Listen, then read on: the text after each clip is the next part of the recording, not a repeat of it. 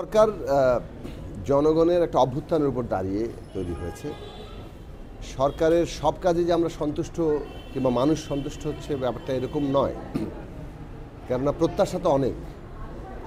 কিন্তু এটাও আবার আমাদেরকে বুঝতে হবে যে এই সরকার একটা প্রায় ভেঙে পড়ার উপক্রম হওয়া একটা রাষ্ট্র হাতে পেয়েছে।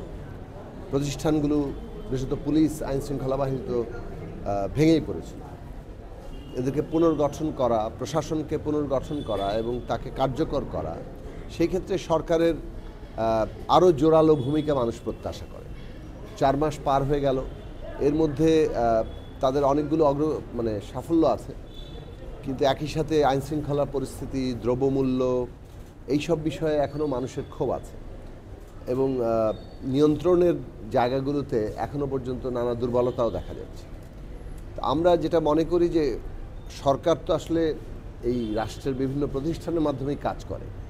তো এই সমস্ত প্রতিষ্ঠানগুলোতে পতিত ফ্যাসিস্টদের দোসররা যেভাবে প্রতিষ্ঠানগুলোকে কোনো কোনো ক্ষেত্রে অকার্যকর করে রাখার চেষ্টা করছে, সেই সব জায়গায় সরকারকে আরও অনেক কঠোর হতে হবে এবং জনগণের প্রত্যাশা অনুযায়ী দ্রুত তাদের সমস্যাগুলো সমাধানের ক্ষেত্রে ভূমিকা পালন করার জন্য এই পুরো রাষ্ট্রশক্তিকে যতটা পুনর্গঠন করা দরকার তত দ্রুততার সাথে তারা সেটা করবেন। আর নির্বাচন প্রক্রিয়াটাকে আসলে ত্বরান্বিত করার কথা ছিল, কিন্তু সেই জায়গা থেকে আসলে প্রধান উপদেষ্টা জাতির উদ্দেশ্যে বললেন যে নির্বাচনটাকে আর একটু পেছানো হয়েছে, যাতে আরও কিছু কাজ বাকি রয়েছে। তো এই যে এত দীর্ঘ একটা সময় নেওয়া হয়েছে, তো এই বিষয়টা আপনি কিভাবে দেখছেন?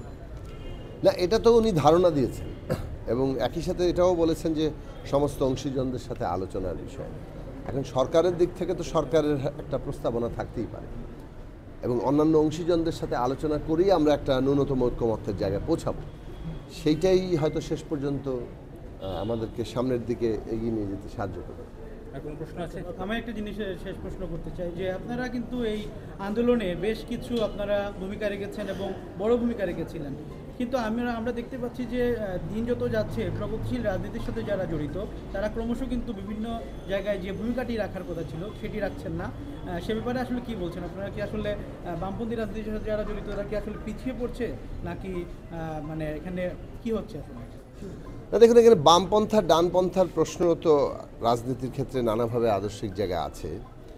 মূল বিষয়টা হচ্ছে আমরা একটা গণতান্ত্রিক বাংলাদেশ করতে চাই এবং সেই গণতান্ত্রিক বাংলাদেশের জন্য একটা গণতান্ত্রিক সংবিধান লাগবে, রাষ্ট্রের প্রতিষ্ঠানগুলোর সংস্কার লাগবে, এখানে আইনের সংস্কার লাগবে। এর মধ্য দিয়ে আমরা একটা নতুন গণতান্ত্রিক বন্দোবস্তে পৌঁছাবো, নির্বাচন যার গুরুত্বপূর্ণ অংশ। তো এই কাজগুলো করার জন্যই অভ্যুত্থান হয়েছে, মানুষের ঐক্য তৈরি হয়েছে।